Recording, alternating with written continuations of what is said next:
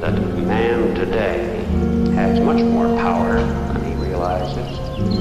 I am convinced that man has it within his power today to create a world in which people the world over can lead free and abundant and even creative lives.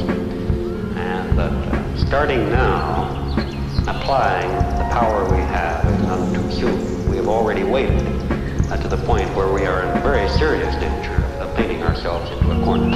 One of our problems is that we tend to live for today. We tend to say that, well, one way or another things will work themselves out. We can no longer afford to behave that way. We must take a long-range view of man's problems, and we must attempt to the best of our ability to look into the future, to ask where we are heading, and if we don't like where we're heading, then to start now and do something about it.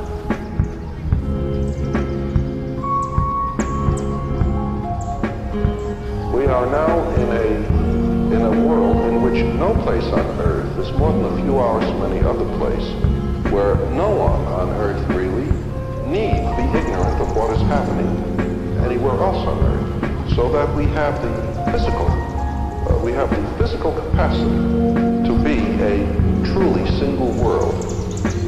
What is needed now is what is needed now is getting rid of our habits of thought that date back to the time when every little valley on Earth was far removed from every neighboring valley, when every little city was a separate little world. And this is difficult to do. It may represent, in fact, the greatest problem facing humanity a century from now, when we have all the capacity to conduct our affairs as a reasonable unit. This is not to mean that we're all going to be the same, we're all going to conform, nobody can have regional differences, not at all. We face a number of common dangers. We can defeat those dangers only by common action, and we must learn how to take that common action. We have the physical capacity to do so. We need the heart to do so.